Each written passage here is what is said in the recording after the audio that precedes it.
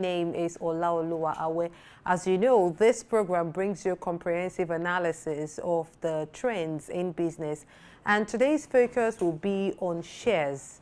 I mean, the capital market, the introduction to shares buying for those who really want to trade in the capital market and don't really know anything about it. But as usual, let's finish you with the updates on companies and market dynamics on the business news. Stay tuned.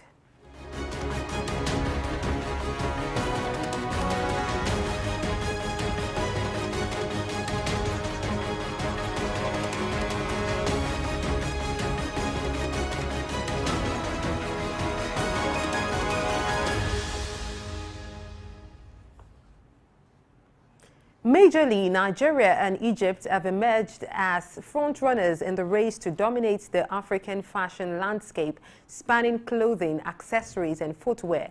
Together, their ambitions are set to yield a staggering $2.5 billion in revenue by the end of year 2023. Contributing to the progress is the dominance of online shopping among Nigerians. The presence of a staggering 222.5 million telephone subscribers in 2022, as reported by the National Bureau of Statistics, (NBS), has propelled the e-commerce fashion sector, contributing significantly to its triumph. Data insights from Statistics have projected Nigeria's fashion market to potentially breach the $1.31 billion mark by 2023. The surge in fashion aficionados is poised to escalate, with an estimated 83.8 million Nigerians engaging in the trend by 2027.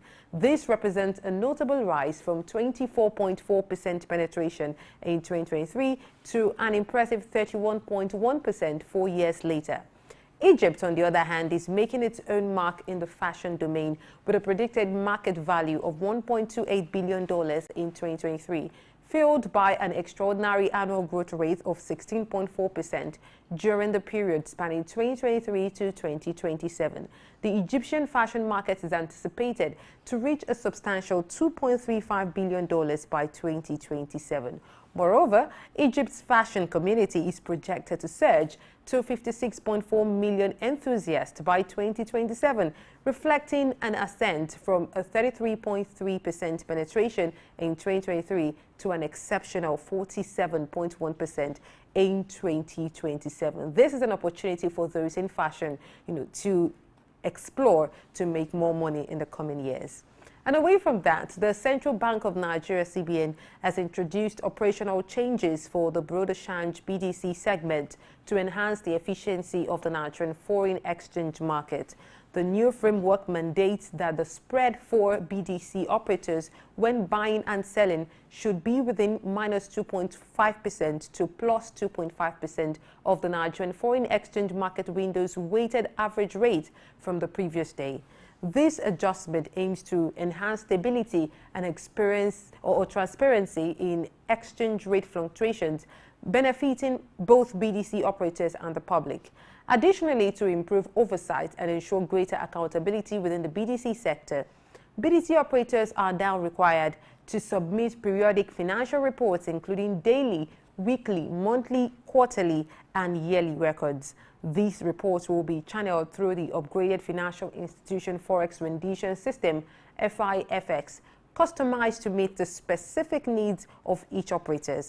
The circular states that failure to submit accurate returns within the specified time frame could lead to sanctions, potentially resulting in the revocation of operating licenses. Therefore, even if BDC operators have not conducted any transactions in a given period, they must still submit new returns to foster a culture of compliance and meticulous record keeping. And the Nigerian Exchange Limited, NGX, has included an extra 641 million regular shares of MTN Nigeria PLC on its platform, according to the weekly report from NGX and an official statement signed by Company Secretary Uto Okpana of MTN. The 641 million regular shares of 2 kobo each comes from MTN's dividend plan. MTN Nigeria had previously announced that it got approval from the Securities and Exchange Commission to register these regular shares, and this allows the company to give shares as dividends to 5,000 192 shareholders. Now, to stop illegal mining and prevent losses in Nigeria's mining sector, the Economic and Financial Crimes Commission (EFCC) and the Nigeria Customs Service (NCS) are teaming up to fight the perpetrators in Ekiti, Oyo, and Osun states. This plan was revealed in a statement by the EFCC spokesperson Wilson Ujare in Abuja after the acting zonal commander of EFCC in Ibadan, Halima Rafau, paid a visit to the Oyo and Osun States Customs Area Controller Babajide Jayoba. Rafau explained how illegal mining of valuable materials in the area was hurting the country's economy, stressing the need for the strong teamwork between EFCC and NCS. The Customs Chief Jayoba praised EFCC for its crucial role in fighting illegal mining and cybercrime in the state as the two organizations work together to solve the problem.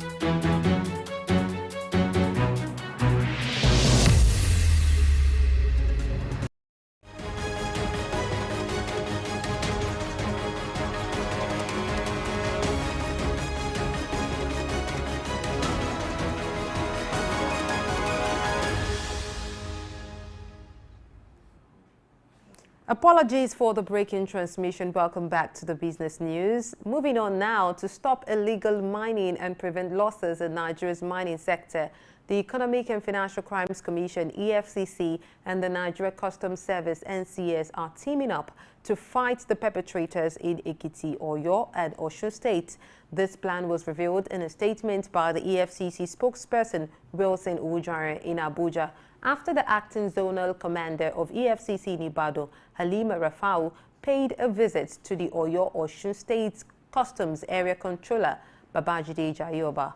Rafau explained how illegal mining of valuable minerals in the area was hurting the country's economy, stressing the need for strong teamwork between EFCC and NCS.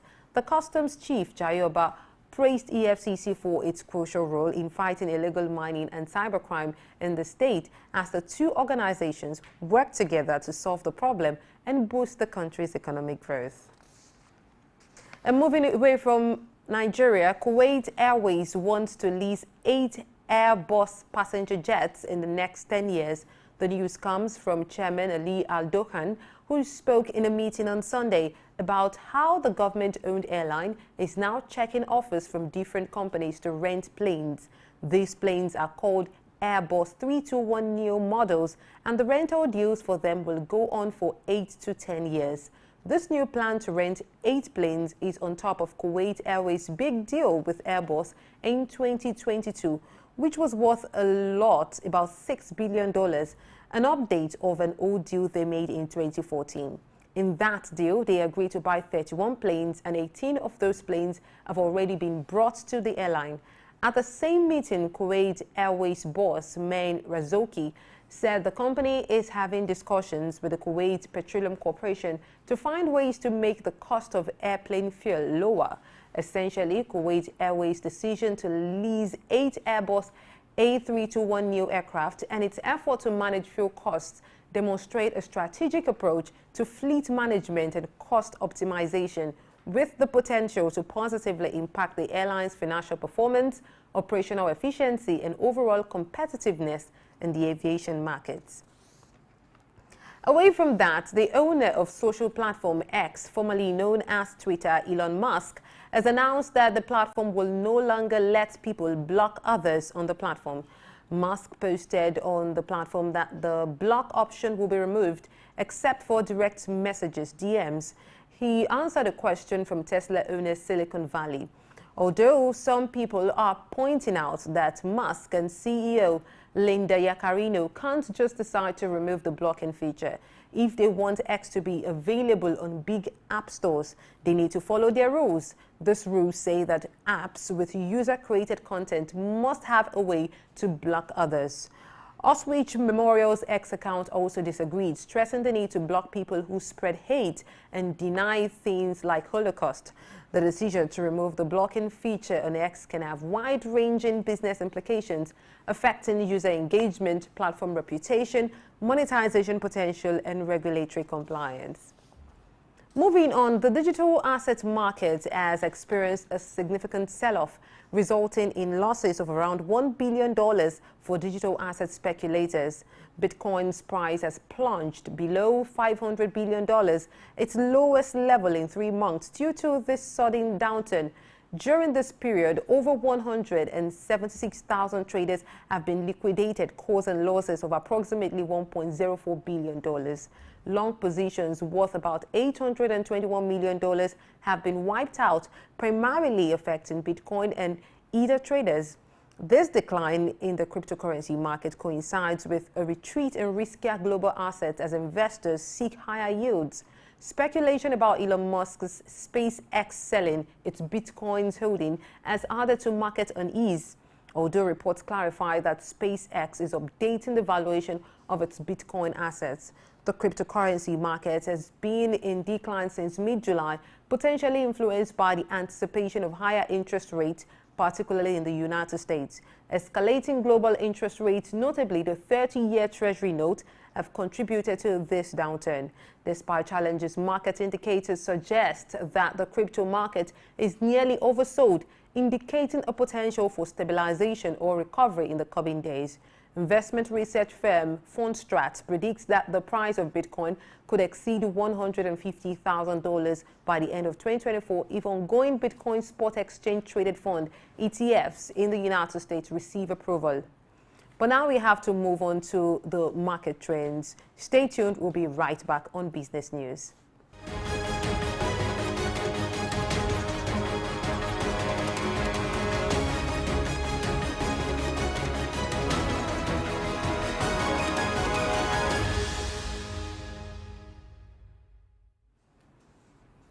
On market trends, we talk about the capital market in Nigeria and other African countries. We also touch on the price of commodities and currency reports. So welcome. Once again, I am Olaoluwa Awe. As of last week, trading on the Nigerian Stock Exchange concluded with a total of over 537 million shares traded in 5,893 deals. These transactions accounted for a market value of 9 billion naira. Comparing this data with the previous trading day on August 17, these figures reflect a substantial improvement, with a 68% increase in trading volume, a 152% rise in turnover, and a 14% growth in the number of deals. The total market capitalization of the NGX currently stands at 35.2 trillion naira. Throughout the trading session, 122 equities listed on the NGX were actively involved. The day's trading activity resulted in 18 gainers and 33 losers. Among the gainers, John Holt emerged as the front runner with a notable 9.85% increase in share price, closing at 1.45 naira per share. This was followed by Consolidated Hallmark Insurance, 8.24% gain, University Press, 6.67% gain, and Computer Warehouse Group, 5.56% gain. On the losing end, Guinea Insurance faced a decline in its share price with a 9.38% drop to 0.29 naira per share, marking it as the biggest loser of the day. This was followed by Tantalizer's 9.09% loss, Universal Insurance Company 8.7% loss, and Champion Breweries 8.24% loss. In terms of trading volume, FBN Holdings led the pack with 243 million shares traded. It was followed by Transcorp Nigeria, 49.5 million, Guaranty Trust Holdings, 29.7 million, and United Bank for Africa, 26.5 million. These trading activities collectively wrapped up the week's activities on the NGX. And away from Nigeria, the Nairobi Securities Exchange (NSE) concluded its trading week on August 18, 2023 with some notable activities. A total of 4.8 million shares were exchanged in 976 deals, resulting in a market value of 128 million Kenyan shillings. In comparison to the preceding trading day on August 17, the day's statistics displayed a 48% reduction in trading volume and a 16% decrease in turnover, yet a positive 4% rise in the number of deals. The present market capitalization of the Nairobi Securities Exchange stands at 1.58 trillion shillings. Throughout the trading session, a diversified selection of 46 equities listed on the NSE participated actively in market activities. The day's trading actions led to a total of 12 gainers and 30 losers, underscoring the dynamic nature of market shifts. Notably, CAR and General Kenya led the gainers with an impressive 8.25% appreciation in share price, concluding at 40 shillings per share. Uchumiyu Supermarket saw a 5.56% gain, Captura Tea Company 3.44% gain, and Everready East Africa 3.31% gain. Conversely, Olympia Capital Holdings experienced the most significant decline with an end-of-day price depreciation of 9.97% at 3.25 shillings per share. This was followed by Home Africa 8.82%, BK Group 8.33%, and Nairobi Business Ventures 6.73% loss. Trading volume remained noteworthy, with Safaricom taking the lead by recording a considerable 1.58 million traded shares. Following closely were Nation Media Group 1.14 million, Co-Cooperative Bank of Kenya 345,000, and East African Breweries 326,300. It is now time to take a closer look at the current state of commodities in the market. We observed that wheat is priced at 614.25 United States cents. Meanwhile, gold commands a value of $1,888.19 US, followed by silver at $22.7 and copper at $3.7. In addition, the market reflects Brent crude oil trading at $84.8.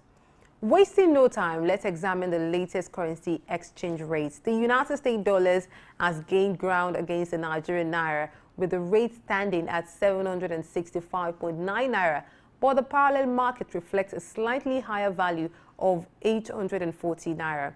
Turning to the British pound, it is valued at 975.3 naira, while the black market indicates a higher rate of 1,195. For the euro, the official rates rest at 834.04 naira, while the black market rate is slightly elevated at 960 naira. And that's the market trend for now. Thank you very much for watching. I am Olaoluwa. We'll take a break now and return with a robust conversation on the basics of trading in the stocks market. Stay tuned.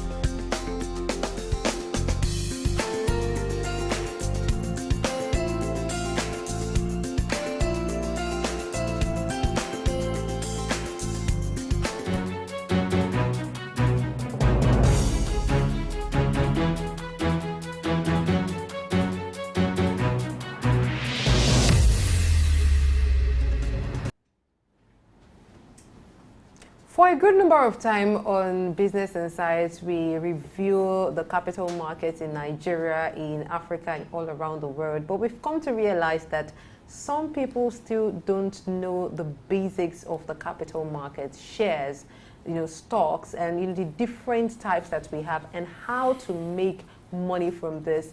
On a daily basis, millions of people make a lot of money, from trading in the capital markets. And this is an opportunity to bring more people in and make it really make sense. Welcome once again to Business Insights. I am Olaoluwa Awe, and joining me to do this is the capital market expert himself. He is a professional and he has been trading in the capital market for a good number of years. Mr. Jimo Latif, welcome to the program. And our own in-house business analyst, Ahmed Jayola, joins us also as usual. Good morning, welcome. Thank you. Yes, so Mr. Jimo Latif, how do you feel this morning talking about the basics of the stock market? First of all, before I talk about the base of the stock market, just to inform you later, the equity at the last trading day staged a very good recovery, and we have a very big, at least no matter how small, shows the confidence in the market. We see the market moving in a very right direction, and we hope this is the right time for people to come in because the market has been very low. It's now to get into the market and make a good.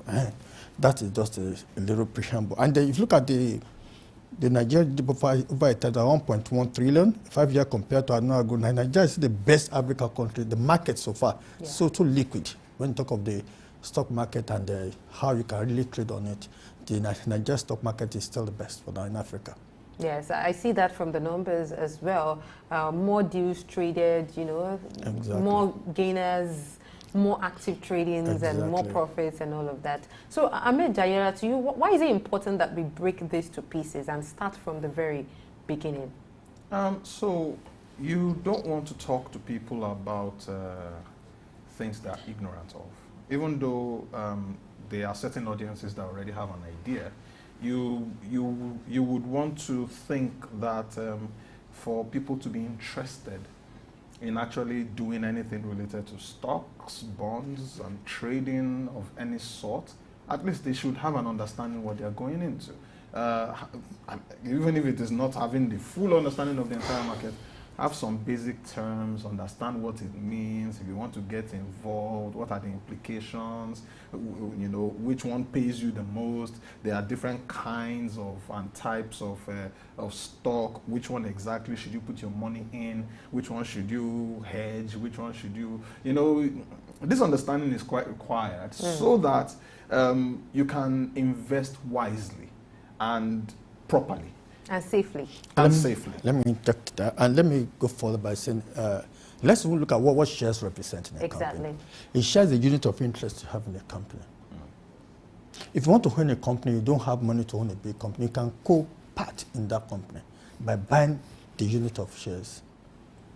What does it even mean to break a company's investment into shares? Good, because if a company comes units. Yes, it's because that's one, every figure has a unit of measurement.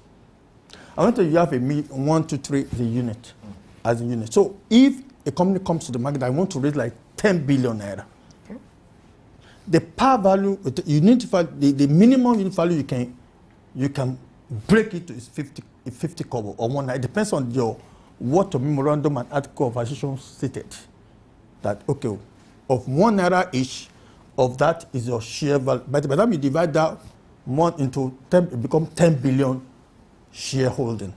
Why do companies even break this capital need into units? Because you don't have enough money to raise, and you need to let people. For instance, now I have a project that we call, like Dangote is coming up with a very mega food company PLC by merging with NASCOM. And all that, and we know NASCO will be one of the best beverages we have in those days. They do NASCO biscuit, NASCO, whatever. But what we are saying now is that by the time you break this down, it gives an advantage for you. Instead of looking for a big investors, you allow more people of different to be able to buy into that investment. Like now you now become everybody, like for instance, the more the merrier, that's what they say. And when you are trying to get more people into the investment arena, then you need to break it down to the units. So the unit measurement is what we're using. Okay, if I'm buying 1,000 out of the unit, I'm buying 1,000 naira share. That is if the unit measurement is 50 kobo, you know, 50, we have 50 kobo in 1 naira. So now, if I'm buying a 50 kobo worth of, that means I'm buying about 2,000 naira. That's a good unit of measuring that. You just don't have to measure those shares. And in measuring those shares, the attached rights you have on those shares, if you co-invest in that particular company. Now, like I told you, if a company comes to the market, okay, I want to raise that 10 million naira, for instance, and doesn't have that money to, and you want people to really come around, people buy into that share, looking at the fundamental, looking at the technical analysis, look at, okay, what is the project? Like, for instance, people already putting a strategic look into the Dangote food PLC that is coming up. They've not, by the time they might, they come, we heard, the Dangote food PLC, people are already waiting. They come because they've seen the fundamentals, they have an insider information. They look at the books, and they look, okay, let me invest this part. They'll be waiting. Immediately they float it in the stock market, people start buying into it. So if I get you clearly now, buying stocks or buying shares is actually really just buying a part of a portion a company's of a company share holding. So we're going to look at it from two perspectives. There is the what do you call it, the investors arm of the conversation and the company's arm of the conversation. The company wants to raise funds. The investors, who are the public, you know, have the funds, but you have to be what do you call it, reasonable, because when you say you want to raise funds and you are chunking up your funds into huge unit values, then who is going to be interested? You want to bring people on to raise funds and you're telling them to come and pay maybe like, I don't know, 50,000 naira per share. It makes no sense. So you break it down. You break it into units, which is one of the things that he said, the minimum. Okay, so you break it into those units. That gives you the ability to raise across larger numbers. And then, you know, the money becomes easier to raise, okay, on the side of the company. On the side of the investor, it becomes easier to own a part of the company. It becomes easier to be a part maker of money from that same company. And of course, it gives you certain rights and privileges, you know, because at the end of the day, when you're a part owner of, say, I don't know, Guinness, for example, right? You know, it would be very, very strange for you to be a part owner of Guinness, and then you have your document as a part owner of Guinness. And can Guinness I interject a little on your place? Because I love that particular. It's very right. You know, it allows people, it diverse people, because we don't have enough money. People want to own a company, but they don't have enough money. And to allow this kind of people, if we want, now we were saying the youth should come into the market. We want people to, instead of investing their money on the gambling, maybe by the time they give him 10,000 allowances for school, let me keep this 1,000, let me buy it, let me buy these shares. We have students that are doing shares now, although some are doing gambling, but we're trying to take their minds away. But there are better deals where you don't lose all your money overnight, that you can track this over time. In 5 years, in 5 years' time, you may have a because the return that comes to these shares come in terms of capital appreciation at the same as the dividends. Dividend is amount to the reward you have for investing after declaring the profit at the end of the year. And the capital appreciation over time, they're what we call the growth of the growth prospect, and that comes after every year. Okay, because after declaring the profit, some of that profit may be used to actually for future expansion. They will retain those ones. They will. And technically speaking, in as much the share represents a unit of the stock, we have different kind of stock. We have a kind of shares here. Yeah, we're going to get to that. Okay. But let's also quickly clarify some major terms in the stock market. Okay. You mentioned dividend. Yeah. Let's talk about the risk and rewards in trading shares. How risky exactly is it to trade stocks compared to other kinds of investments? I think I would like to take basically, a word first on this. So we have gambling. Okay. We have Bitcoin. Okay. Cryptocurrency or blockchain, right? And then you have shares. In comparison, the volatility of Bitcoin and gambling is so high compared to shares. Why? Because in shares, you are, should I say, investing in physical value. A real company. A real company. That is operating. That's operating. That it is dependent on how well the company is doing or how bad the company is doing that determines the value of the stock going up or down. All right? Also determines the value of dividend that comes to you. All right? But for Bitcoin, it's an ostentatious market. It's an assumed market. A news can just happen and then the value of Bitcoin just rises. Another news happens and the value of Bitcoin goes down. Yeah, because you're basically trading currencies, the difference in currencies. Exactly. Whether physical currency or even... It's not that they gamble. That doesn't mean that they don't have what they're trading on.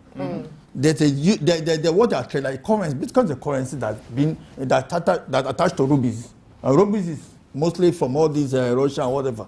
And Bitcoin, if you look at Bitcoin, the value is what the value moves up.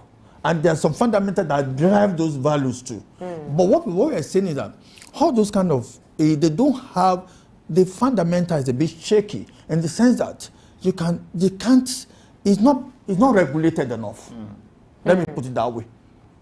It's not as if there is no value attached to it. It's not as though there is no growth. We can see what the substance of what I'm investing on. And as per the stock, what it says is very right. The stock, you have a company, you can see what is in terms of the, because there's a regulation from the stock exchange market that every quarter you drop a financial, and they will display it. If, like for instance, most of the companies have dropped their second half of the year, and the people that will declare dividends the price have been marked down to reflect the real value of our financial trap. People are not looking. This is the best time for you to enter the stock market because the price is low. Because when it's high, that means it's going to overprice. We invest on. So what we do, people, this is the right time for you. The measure, the fundamentals. All you need to go further is to look at the books, and then some people have an insider information that could help them to make some investment decision. But that's what we are doing. What I was trying to say is that you ask of the risk. The risk is this. There's no particular risk but every business has its own risk. Okay. But you just have to manage it. All right. But the risk attached to the shares is not that. You need to be very careful. First of all, when you are investing, make sure you have a diversified portfolio. Which means? Which means that you have to look at the sector of your shares. Okay, the banking sector, this is one of the best I can. Okay, Gitco is the best. I'm not saying, but I'm just saying that in the food and beverages, because of what is happening. You pick a company you feel. Because another one, you can look at the energy section, because this allows to have a well-balanced portfolio. But if something affects this, it will not affect the other. But if you put all your all your egg in one basket, say anything that happens to financial sector, you lose all your funds. But how do you know a company that is most likely to give you profits from a company that is most likely to give you losses? Because I know some people also, I know people that have invested in companies 5-10 years ago, and the value of their shares now is even way lower than what they invested. So how do you really know that? Let's allow Ahmed. Okay, so I would pick an example from Warren Buffett. Okay, he said that when he wants to pick a company to either invest in or take over in some cases. He doesn't just look at the financials. He looks at the people involved. Okay. He looks at, okay, so what kind of lifestyle does the CEO have? The CTO, maybe the accountants. Just pick some variable people. Look at their lifestyles, look at the way they are, see discipline or indiscipline. What they've done in the past. You understand? He measures it against what he is seeing in the documents. All right? And then he is able to pick out certain things, and he would say, okay, if I do get involved in this company, I'm going to change this, that. if I'm not going to get involved in this company, it is because of this, that, right? So most of the time, the reason a lot of people get involved in risky investments, let me put it that way, is because they lack information. If you're interested in putting your money anywhere, you have to know where that place is. You have to know what they do. You have to have an understanding what it is. It's not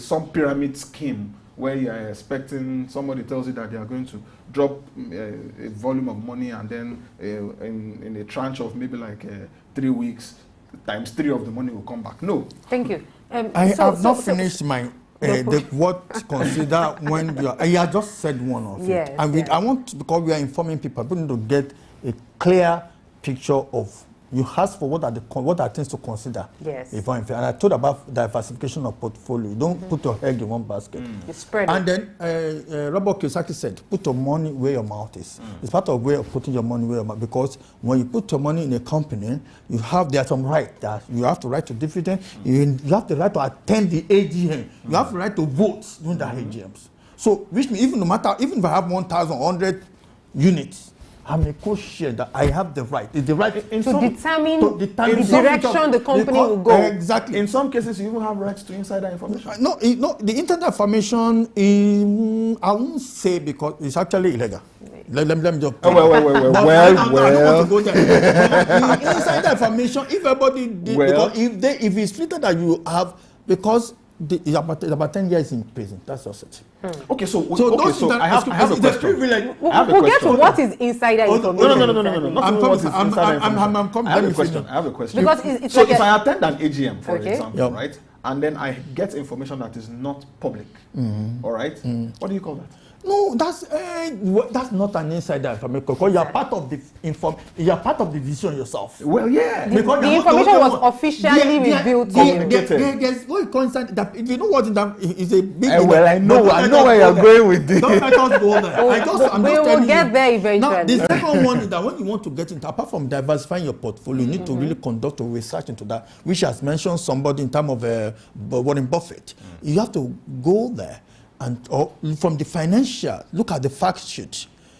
The accountant will look at you. Even if you declare profit, that's a way. I can think this profit is a window dressing, it's a creative accounting. I can look at it. Companies really do that? They do it. I don't want to go there, but what I just want to let you know, conduct a lot. That is why you need to have a stockbroker that will break down. Because before the stockbroker gives you an advice, that go and invest, you must have done a due diligence in terms of the profitability, in terms of the long-term solvency, in terms of the stability of that company. Now, let's understand what you mean by long-term solvency. Does it mean that you need to look at 5 years, 10 years? Has this company been making profits? Exactly. Have they been making losses? Have they been stable? Because you have to look at the historical. At the same time, look at the projection. You can project based on what information available to you officially. Okay, with what you're having, I think I'm expecting the revenue to grow by 10%. You understand? You have information to that. And what I'm saying now is that by the time you put those fact sheets, look at the organic movement in terms of looking at the past 5 years, past 10 years, and you can see the growth is continuous. Then people will look at the cash flow. The cash flows speak to the economic reality of that particular company, because cash is cash, you can't hide it. Profit can be manipulated on the short run or on the long run, but cash is what you have in. I'm saying, okay, this is what I have in my bank, but what the projection of how you come to that, because part of the requirement of the financial reporting, you must put your cash flow. I mean, I think at 5 you have to have your statement of income, balance sheet, changes in equity, and cash flow statement, maybe financial summary. So let's quickly touch on concepts like liquidity. What is liquidity? We're talking about things like market value. What do they really mean? And as a new person venturing into the capital market, what do you need to know about those terms? Okay, so knowing that we're trying to break down the terms, okay, I would rather have him tell us about liquidity first, and then we'll come back to me. So, the people mention, thank you very much for that. The people mention liquidity in different way. in terms of the cash you have, in terms of the near cash times. In financial statement, we have what measure of liquidity is that your current asset over current liability. We have in the balance sheet, we have fixed asset, we have current asset, we have liability. Yes. Current asset, that's what we call working capital. The excess of current asset over current liability, because they can be, your current asset can be quickly turned into cash in case you have a problem. Your fixed asset might not be easy to be turned into the cash as easier, but your current asset, in terms of your stock, your debtors, or whatever, can be, then your current liability, is that what the liquidity is? That was a liquidity. Look, when you say short-term solvency and liquidity, how well? Liquidity doesn't mean cash only. There are other things that are near cash that we use to measure liquidity. And you remove all your liability from it. The net of it is called, you are liquid. The company is liquid. If it's negative, you are not, and we call it undercapitalization or overtrade. I mean, you are trading with, there are a lot of terms I wish I would want to be mentioning, I mean, not to bow to the rhetorics. What I'm telling you now is that a liquidity, as far as financial is concerned, is the excess of a current asset over current, and it shows how liquid you are in terms of how can I turn my obligation to reality when it's come to matured. For instance, if I'm owing you 100,000, what can I just, hey, let me pay you. To pay you. You understand? Which is like how sustainable the business is. And because to turn, like if I have a building might take me time to realize. So you don't count. It's an asset, but it's not your current asset.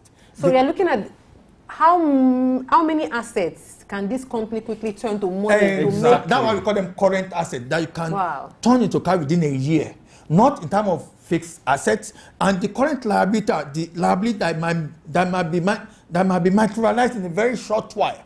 They're short-term liability. Okay, somebody you can't compare somebody you have a covenant with in terms of a long loan.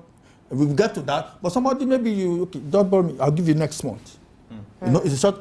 And that's a more liquid source. You know, that's a more liability that can be required. So you have something that, okay, in case this income, I have an investment that can quickly turn into cash. So I can hedge that against this amount of money that I want to borrow. You know, what about market value? The market value is actually, if you look at the market, there's a way we measure the market. There's a market value that has been determined by the market itself, the movement in the markets, as opposed to the book value.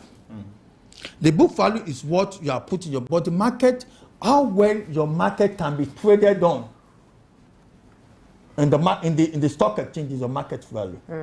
Even if you keep my share is 2 naira in my book, how much, when you get to the competition in the stock, how much will I be able to sell this? That's more realistic, because they will have put, like, for instance, I just told about company declaring the dividend. Dividend is a function of what you hold, and there's a way the market will mark your price down, because immediately you pay that dividend, you're taking out of the capital to pay. So there's a way they will mark that down to reflect the actual value of the stock market. Meanwhile, in your books, you might say, my book is still 2 naira. Meanwhile, in the real market, so the market has been determined by the market itself, market forces. I think it's easier to explain using the phenomenon called ChatGPT. The value of ChatGPT has escalated to values that are unimaginable. However, ChatGPT's income is nothing to write home about. You can't even pay the salaries of all the staff that are working in the company from the money that has been made by ChatGPT. Yet, the value of ChatGPT in the stock market is extremely huge. I think it rose to about, was it? And why is that? Because of market forces, just like I said. So most of the time, a company is an idea, right? When you have an idea that is tradable, and you put it in the market, and everybody hears the idea, they're like, this is going to blow.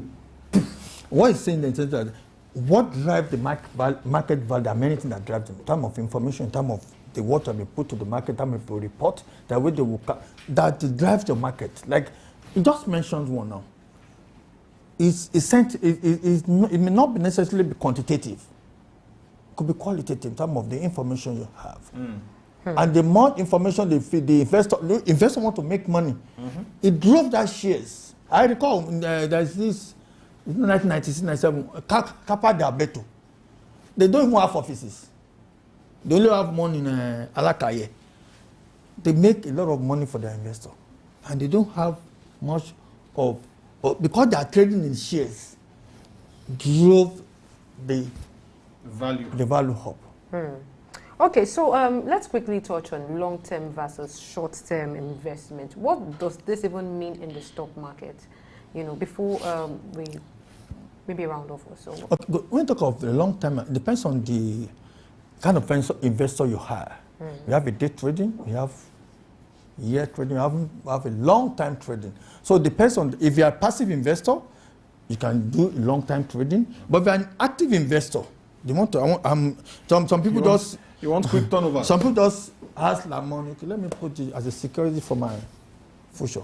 So is it that long-term trading means that when you put in your money, you don't recover it immediately? You don't need it at that moment. You just need it to continue to mature and mature. Yes. And not that you not be looking at the trades, so that because you need to be informed. Because you know that if the trade is going to the south, cut it immediately. Exactly. That doesn't mean you are not a lot. But what they're talking about, a short-time trader, somebody that take active part. So you just want to put in 10,000 and get his money and get out of the money. If it's 5 no, those are the active trading. That's a long time. Exactly. Exactly. Because they're actively trading and they're trading. That's because that's why we call it short-time trading. Okay, I want to. Okay, let me buy MTN is coming. Okay, let me put 10,000 this. Okay, let me next. Okay, next 1 week I'm expecting to see the price moving. No, you're actually watching the fundamental. You are calculating. Unlike long-term investment, not that long-term investor will not be looking at what the short-term investor is looking. It's looking at the long-term stability of that company. And that's one of the reasons why. So, and then if you look at what I'm looking at, short-term solvency and liquidity. There are two things. Because this actually really clears the misconception in certain quarters. Some people believe that if you are trading in the capital market or in the stock market, it has to be a long-term thing. You can't have your money, you can't have your gains in 1 month or 2 months or 3 months. You have to wait for years before you get your return. It depends on what kind of investor you are. I'm going to give an example using a movie, right? Most of the movies you see, you will never see anyone portray anything about long-term investment. Most of them are short-term investments. How are they short-term investments? Because you will see a bunch of brokers, all of them waiting and saying, buy, sell. What they are doing is buying and selling stocks based on how news is coming, based on how performance is going, based on the trajectory of money. The moment they see that one stock is very low and somebody has been targeting that stock for a very, very long time, the broker quickly says, buy. So you touched on something. You said buying and selling of stock. So as a new person going into the capital market, if I want to buy a share, who do I buy from, or on what platform do I buy? Then if I'm to sell, who do I sell to? Good. That is why we have a stockbrokers. The best thing for you to go through stockbroker who will register you with the CSCS. They'll give you a clearinghouse number. When you need a stockbroker now, okay, to be able to get shares, buy or sell. Now, when the stockbroker will now give you their own advice, although you can tell a stockbroker, please, I want to sell this, I want to buy the shares. They will initiate the buy transaction. I want to buy this company's This company, they'll initiate the buy transaction. Although when they want to sell too, you have an account with that stockbroker. Because we have stockbroker, you can't go directly to the stock market, say I want to buy shares. Okay. That's one thing you know. So before we go there, I don't want us to look at one particular important is the type of shares we look at. Oh, if we start that today, our time is fast. Let me just mention just one or two. Okay. Which is very, because if you don't mention, people will be misinformed that it's only ordinary shares we have, which is equity. We have preferred shares, called preference shares. This one attach a percentage to what they're less risky in the financial, because the equity holders, they are the more risky because they don't get to pay dividend until the preferred share paid, because and they have a percentage attached, a 5% preference share, whatever preference share. So whatever the company made, it's only 5% of that money that be attached, because it carries a percentage. And in kind of convertible stock, if you have a loan stock in a company, A loan stock is from the share price, but it can be over time. Maybe your covenant is a 5 years loan stock, but the clause of that covenant shows that at the end of the 5 years contract, your money will be converted to the share. So that's a convertible loan stock. We call it convertible shares because at the moment you are not a shareholder, but give you a right to have share, and people, it's a strategic investment. But people, no one, not really common. I just want to clear that. It's very important when we talk of investment in Nigeria. Thank you very much. Yes. So I asked the question earlier. I said if you're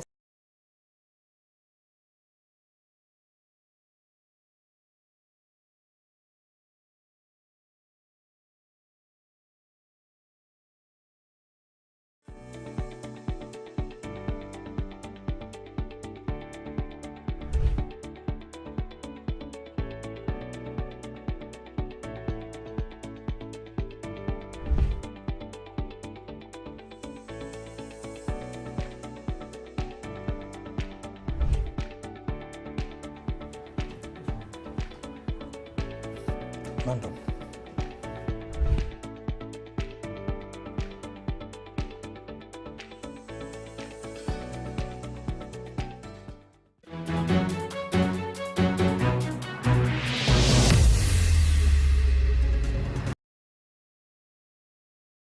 Welcome back to Business Insights on Souq News. I hope you're enjoying the show. Sorry about the break in transmission, but we now have to wrap up the program.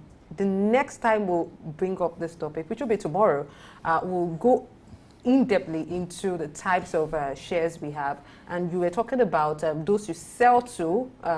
For people, you can trade your stocks. You can buy and sell at specific times in the market.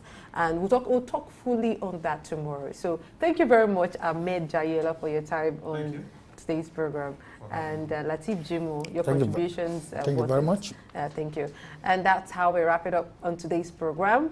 Don't forget, tomorrow, 10 o'clock to 11 is the time on Souq News. I am Olaoluwa Awe. Have a nice day.